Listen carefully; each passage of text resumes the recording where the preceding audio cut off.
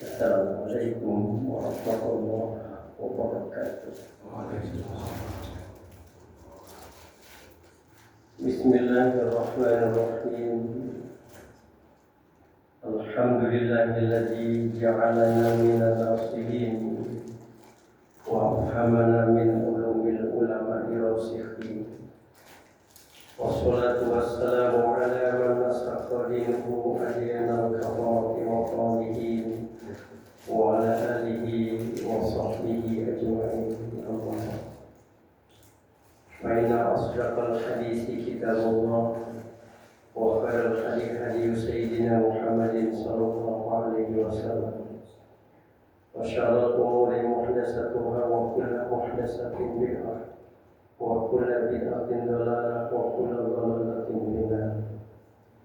Wa bisanadil muttasil ila imamil muallif rahimahullahu ta'ala wa adama nafabihi wa bi'ulumihi fi darain amin.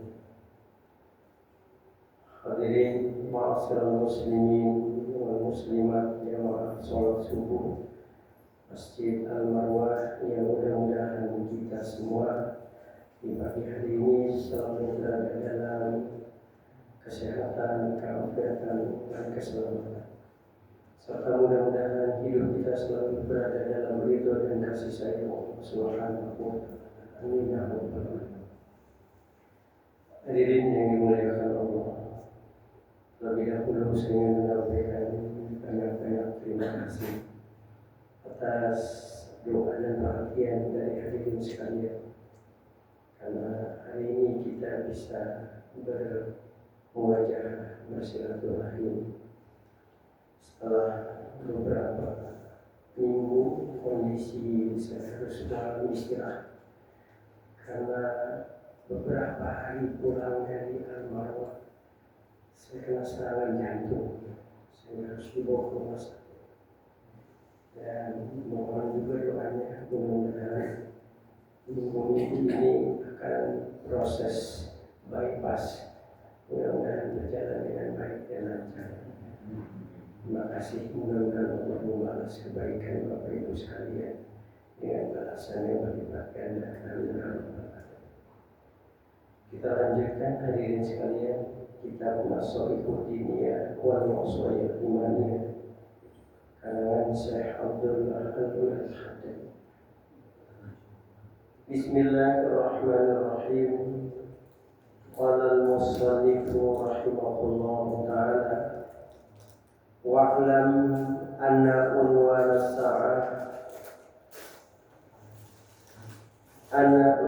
as-sa'adati ay yuwaffiqallahu al-'abda lil 'amali salih fi hayatihi wa yuyassirahu lahu wa unwan as-saqawati alla yuyassira lil 'amali salih wa yubla bil 'amali su'. Qala Rasulullah sallallahu alaihi wasallam i'malu fa kullu muyassarun lima khuliqa lahu man khuliqa lil jannah yussiru li amali ahli jannah wa man khuliqa lin nar yussiru li amali ahli nar. Telah berkata pengarang kitab Nasaihud Diniyah wal Wasaya Imaniyah, wa'lam dan ketahuilah olehmu anna unwan sa'adah bahwasanya tanda-tanda kebahagiaan seseorang itu ayyuwaffiqallahu bahwasanya Allah memberikan taufik al-abda kepada seorang hamba lil amali salihi fi hayatihi untuk melaksanakan amal soleh dalam kehidupannya. Ini kata Syekh Abdullah Al-Haddad, wa'lam ketahuilah olehmu. Ini kalau dalam bahasa ilmu balaghah ini yang disebut dengan majaz mursal. Min jikril jid wa iradatil qul. Maka maksudnya bukan satu orang. Walaupun dari sisi bahasa ini sebenarnya hanya ditunjukkan untuk satu orang. Wa'lam, ketahuilah olehmu untuk satu. Tetapi dalam kaidah ilmu balaghah itu, dan itu kita temukan di dalam Al-Quran, isyaratnya satu tetapi yang dimaksud adalah keseluruhan. Jadi wa'lam, ketahuilah olehmu maksudnya oleh kalian semua. Maka disebutkan min jikril juz wa iradatil kull, menyebutkan sebagian tetapi yang dimaksud adalah keseluruhan. Sama di dalam Al-Quran juga kita temukan banyak sekali yang mengandung ilmu balaghah, terutama majaz mursal. Makanya kita nggak mungkin kalau menafsirkan Quran hanya sekedar logika kita. Diperlukan ilmu-ilmu yang lain yang mendukung penafsiran kita. Contoh gitu ya, di dalam Al-Quran kan ada alladzina yaj'aluna asabi'ahum fi adhanihim. Mereka memasukkan jari-jari mereka ke telinga mereka. Mungkin nggak ini bisa masuk semua? Mungkin ya? Enggak kan? Tapi Al-Quran menyebutnya jari jemari. Tapi yang dimaksud cuma satu. Ini namanya majaz mursal. Jadi harus lihat dulu konteksnya. Sama seperti misalnya ada orang yang kemudian memahami kalimat kullu muhdatsatin bid'ah, kullu muhdatsatin bid'ah wa kullu bid'atin dhalalah wa kullu dhalalatin finnar. Semua yang baru di zaman Nabi itu bid'ah, gitu ya. Dan yang setiap bid'ah pasti sesat. Dan setiap yang sesat neraka. Begitu. Itu hadis. Nah, itu kalau dalam perspektif ilmu mantik, itu kullunya itu bukan kullu tapi kullunya kulliyah. Artinya keseluruhan, tapi masih bisa dibagi-bagi. Pengurus Masjid Al-Marwah berangkat ke Masjid Jogokarian. Karena yang berangkat Ustaz Arifin, Pak Wahyu, dan beberapa pengurusnya semua. Tetapi orang menyebutnya pengurus. Maka di dalam memahami hadis itu harus perlu pemahaman lebih mendalam itu dari sisi yang lain. Kita butuh ilmu mantik, kita ilmu balaghah, badi bayan, ma'ani, nahwu, sharh. Jangan kemudian menafsirkan itu dengan ini. Makanya hati-hati itu kata Nabi, man tafassara al-Qur'an birra'i falyatabawwa maq'adahu minan nar. Siapa yang menafsirkan Al-Quran dengan logika berpikirnya, siap-siap aja dia masuk neraka. Sebab kalau seandainya semua kullu muhdatsatin bid'ah, di zaman Nabi itu banyak hal-hal yang baru. Banyak yang tidak dilakukan Nabi tetapi sahabat-sahabat melakukan. Contohnya siapa? Bilal itu melakukan sesuatu yang tidak dilakukan Rasulullah. Apa kemudian Nabi melarang? Satu saat pernah Rasulullah itu bilang sama Bilal, dia bilang, aku mendengar terompahmu di surga. Bilal belum diwafatkan oleh Allah, tapi terompahnya sudah terdengar.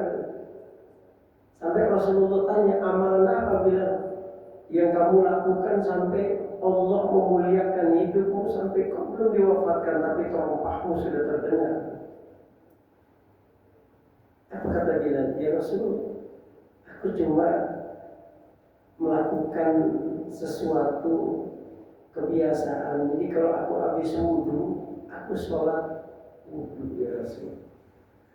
Rasulullah tidak mengajarkan itu, tapi itu inisiatif Bilal. Apa kemudian Nabi kemudian melarang? Bilang itu bukan ajaranku, itu kamu nggak boleh, enggak kan? Nabi kemudian tidak melarang. Itu kan tidak dilakukan Nabi kan, tetapi sahabat melakukan dan Nabi nggak melarang. Satu kali pernah di Rasulullah lagi sholat. Rasulullah kan biasa Allahumma ba'id baini kalau doa kita. Tiba-tiba ada sahabat yang bacanya Allahu Akbar kabira walhamdulillahi katsira wa subhanallahi bukratan. Selesai sholat Rasulullah nanya, manil qail? Yang baca tadi itu siapa? Saya ya Rasulullah. Tapi nggak pernah ngajarin. Tahu apa kata Nabi? Pintu-pintu langit dibuka oleh Allah karena bacaannya dia. Maka kata Abdullah bin Umar, sejak saat itu aku membaca doa kita itu adalah Allahu Akbar kabira walhamdulillah. Karena dahsyatnya itu. Makanya di kalangan Ahlus Sunnah wal Jamaah lebih familiar Allahu Akbar kabira daripada Allahumma ba'id. Walaupun ada berapa belas gitu ya doa kita. Ini contoh. Tidak semua bid'ah itu yang kemudian akhirnya sesat. Karena dalam perspektif ilmu mantik, kullunya itu bukan kullu-kullun, tetapi kullunya kulliyah, sesuatu yang umum tapi bisa dibagi-bagi. Itu cara memahami ayat-ayat Quran dan hadis supaya kita tidak terjebak di dalam interpretasi yang salah. Kasihan umat ini. Jadi wa'lam maksudnya wa'lam, ketahuilah oleh kalian semua. Anna unwan sa'adati, bahwasanya tanda-tanda kebahagiaan. Jadi kata Syekh Abdullah Alwi Al-Haddad bahwa tanda-tanda kebahagiaan itu apa? Ayyuhfiqallah. Pertama bahwasanya Allah memberikan taufik. Apa itu taufik?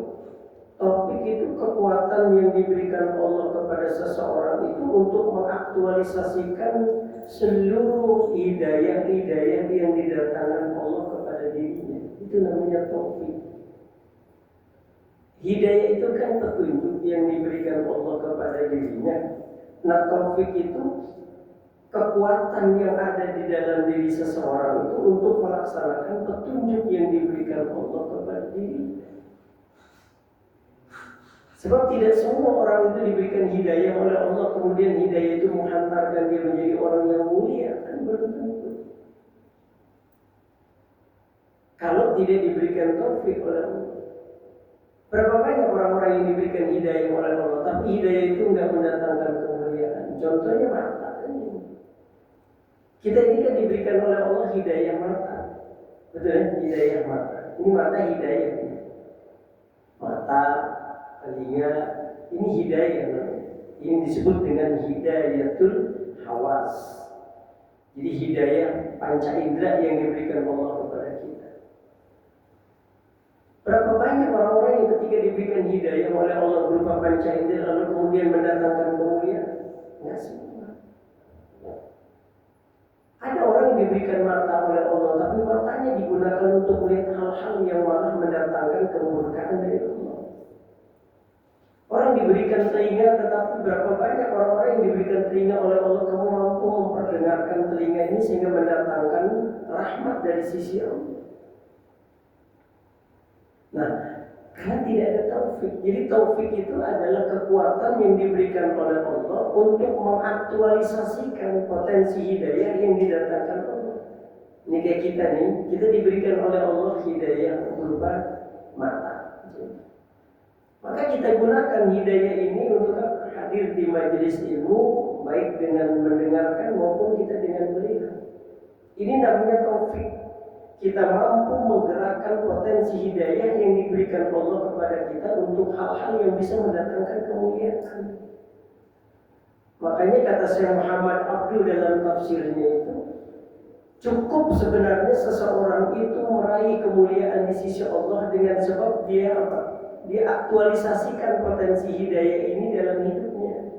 Sebenarnya sudah cukup kita gunakan aja potensi hidayah yang didatangkan Allah kepada kita, itu sudah mendatangkan kemuliaan. Contohnya mata nih, kita mata diberikan ibu melihat, ya. Itu dengan itu aja nih ibu-ibu, kata Nabi apa? Man nazara 'aliman nazara. Siapa orang yang dengan matanya dia memperhatikan gitu, guru yang mengajarkannya, walaupun tidak terus menerus. Nazarah itu nggak terlalu lama. Kalau begini kan bapak-bapak mandang lama nih Ustaz ya. Tentu mandang anak lama. Ini nazarah kata Nabi, nggak usah lama-lama. Itu khalaqallahu min tilkan nazarah. Dengan sebab memandang kepada orang yang mengajarkan kita nggak lama-lama itu. Khalaqallahu min tilkan nazarah malakan yastaghfiru lahu ila yaumil qiyamah. Allah kemudian menciptakan satu malaikat, yang malaikat itu ditugaskan oleh Allah untuk memohonkan ampunan buat kita sampai hari kiamat. Itu ada malaikat yang kerjanya cuma mohon ampunan buat kita sampai hari kiamat. Ngedoain. Makanya itu ya Allah, kalau kita sudah ada komitmen keislaman kita itu semuanya itu rahmat terus menerus didatangkan Allah. Bayangin aja, di langit ketujuh itu dalam kitab Mawa'izul Usuliyah itu kan semuanya malaikat kumpul di sana. Ada yang namanya Baitul Ma'mur. Kalau dibuat garis vertikal, kalau di bawah itu Ka'bah, maka di langit yang ketujuh itu ada namanya Baitul Ma'mur, tempat tawafnya malaikat. Jadi malaikat itu di langit yang ketujuh itu tawaf sebagai refleksi dari sebuah pertobatan. Karena malaikat pernah bersalah ketika dia memprotes kebijakan Allah, ketika Allah mau menciptakan Adam alaihissalam. Itu kan dalam hadisnya Abdullah bin Umar itu ketika Allah diprotes oleh malaikat, ketika Allah bilang wa iz qala rabbuka lil malaikati inni ja'ilun fil ardi khalifah. Kata Allah, hai malaikat, aku mau menciptakan makhluk yang akan menjadi khalifah. Itu malaikat. Itu ada dua tuh. Ada malaikat yang khuliqa minat, ada khuliqa minum. Jadi ada percikan yang diciptakan dari cahaya, dari api. Jadi kalau iblis itu dulu malaikat, sejenis malaikat, namanya Azazil. Cuma dia diciptakan dari api. Mereka ini diberikan oleh Allah otoritas di surga, dan tingkat kecerdasannya itu Azazil itu melebihi dari yang lain. Makanya Azazil kenapa dia sombong? Karena dia merasa the best. Makanya ketika Allah bilang inni ja'ilun fil ardi khalifah, aku mau menciptakan khalifah di muka bumi. Itu malaikat bilang apa? Qalu ataj'alu fiha ma yufsidu fiha wa yasfiku ad-dima wa nahnu nusabbihu bihamdika wa nuqaddisu. Gak usah ya Allah bikin makhluk-makhluk yang bikin onar gitu. Nah, ada malaikat seolah-olah dia ingin mengatakan, saya ini yang lebih berhak untuk jadi khalifah. Maka malaikat katakan, nahnu nusabbihu bihamdika wa nuqaddisu. Pokoknya saya akan selalu bertasbih memuji besarmu. Itu Allah marah ya. Allah sampai bilang, inni a'lamu ma la ta'lamun. Aku lebih tahu dengan apa yang kamu ketahui. Makanya karena kesombongan malaikat itu, Allah uji. Ya, ketika Allah memperlihatkan bagaimana Adam yang diciptakan oleh Allah, summa aradahu 'alal malaikati. Allah perlihatkan bagaimana hebatnya Nabi Adam alaihissalam yang tidak dipahami oleh malaikat. Summa aradahu 'alal malaikati faqala ambiuni bi asma'i haula'i in kuntum shadiqin. Ditantang oleh Allah, hai malaikat, kalau kamu memang merasa benar, coba. Akhirnya qalu subhanaka la ilma lana illa ma 'allamtana innaka antal alimul hakim. Itulah karena kesalahannya malaikat ketika dia memprotes kebijakan Allah, maka malaikat itu merefleksikan kesalahannya dengan dia berdoa di Baitul Ma'mur. Nah, tawafnya malaikat memohonkan ampunan kepada Allah, itu pahalanya juga diberikan buat orang-orang yang memohonkan ampunan kepada Allah. Itu enaknya kita tuh gitu makhluk. Kayak Jumatan itu, hari Jumat itu, malaikat itu di langit ketujuh biasa mereka itu di dalam kita mau Idul Usuliyah sama lazimnya dengan kita. Mereka sholat Jumat, mereka ada khotib, mereka ada muadzin, ada jamaah. Itu pahala muadzin, pahala jamaah, dan pahala semuanya juga diberikan kepada orang-orang yang ada di dunia.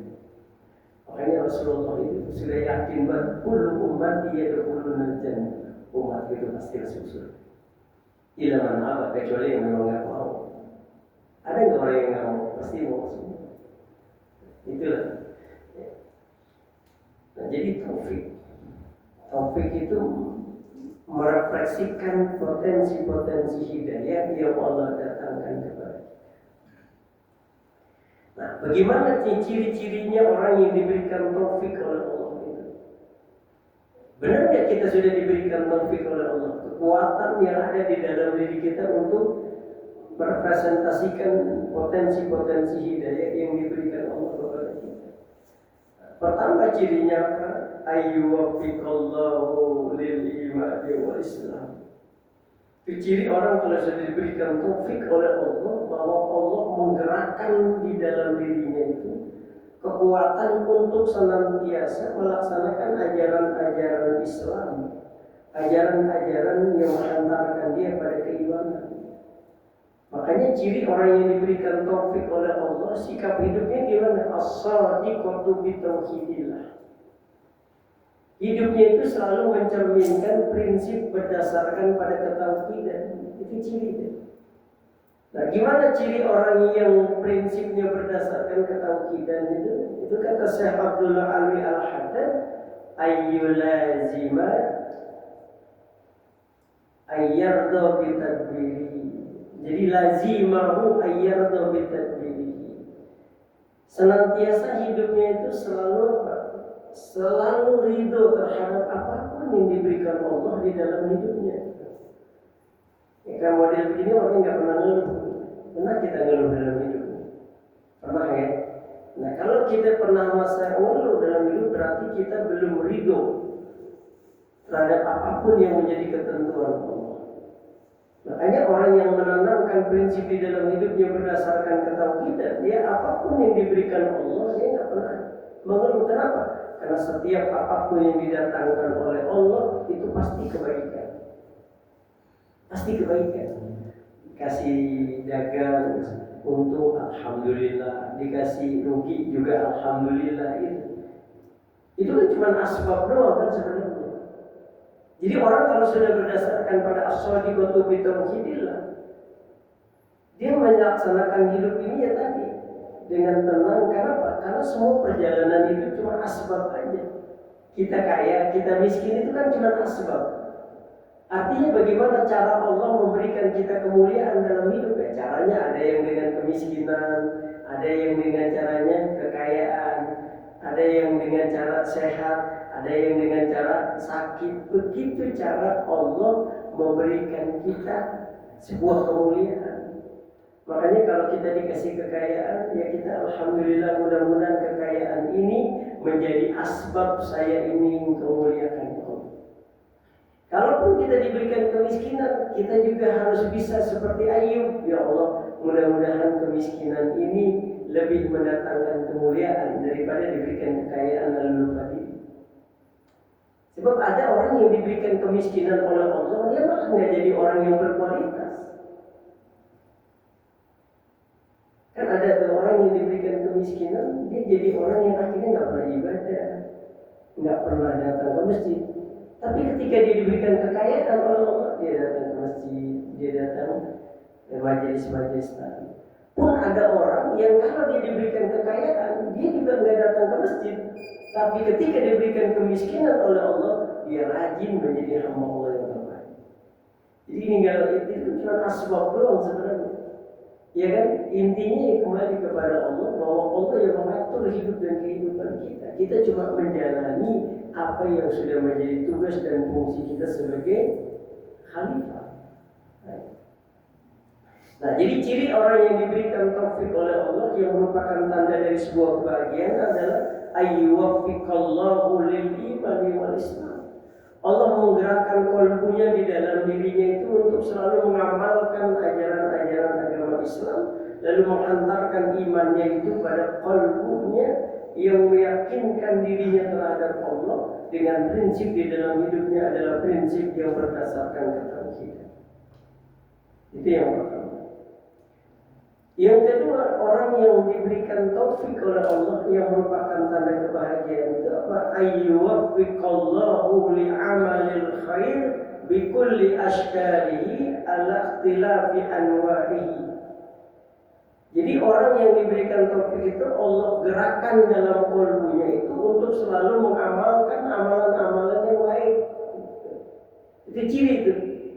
Jadi kalau orang diberikan taufik oleh Allah itu tandanya dia selalu mengarahkan jalan hidupnya itu untuk kebaikan. Ya, jalan hidupnya kebaikan. Jadi seluruh apapun yang diberikan oleh Allah dia fungsikan itu untuk kebaikan. Dikasih lisan dia berzikir, dikasih harta dia sedekah, ya kan? Dikasih kesehatan dia datang ke masjid, dia datang ke majelis taklim. Jadi apapun yang diberikan oleh Allah dia gunakan untuk bisa mendapatkan kemuliaan. Ini yang disebut dengan sarful abdi jami'a ma'an amallahu wa khuliqa li ajli. Ketika dia mampu merepresentasikan apapun yang diberikan Allah ke dalam dirinya untuk semata-mata mencari keridhaan Allah.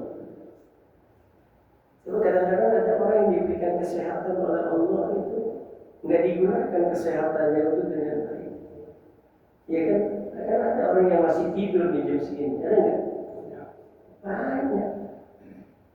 Iya banyak. Artinya dia nggak semua orang ketika diberikan kesehatan oleh Allah lalu dia bisa memanfaatkan kesehatan dengan baik. Makanya doa kita apa? Allahumma inni as'aluka shihhata wal afiyah. Bukan hanya kesehatan, tetapi bagaimana kita mampu memanfaatkan potensi kesehatan itu untuk dekat dengan Allah. Kan tidak semua orang dikasih sehat lalu kemudian bisa beribadah. Makanya di dalam Quran itu berapa kali Allah mengatakan Fabi ayyi ala'i rabbikuma tukadziban, nikmat Tuhan mana yang kalian mau dustakan? Iya berapa kali itu? 31 kali Allah mengulang-ulang Fabi ayyi ala'i rabbikuma tukadziban, nikmat Tuhan mana yang kalian mau dustakan? Karena hidup ini kan nggak pernah lepas dari apapun yang diberikan. Sampai mohon maaf, ahli neurolog itu, ahli syaraf ya, ahli syaraf. Saya baru tahu kalau kemarin itu dokter jantung itu menjelaskan waktu saya di kateterisasi. Kenapa waktu kena serangan jantung itu saya tidak merasakan sakit yang begitu dahsyat itu? Karena ternyata saya punya otot jantung ini di pembuluh darah ini sudah terkena neuropatik gitu. Neuropatik itu karena gula lalu menyerang. Jadi bukan hanya kaki saya ini masuk jantung itu kena sehingga pembuluh makin ngecil. Makanya kenapa kemudian ada tindakan bypass karena penyumbatannya itu udah 90% dan itu panjang sekali. Jadi kata dokter ini penyumbatannya panjang 90%. Jadi nggak bisa di-ring, nggak bisa. Karena udah ada 3 pembuluh darah yang otot besar itu terkena. Ya dokter sih menyarankan secepatnya. Karena BPJS kan antrinya lumayan panjang.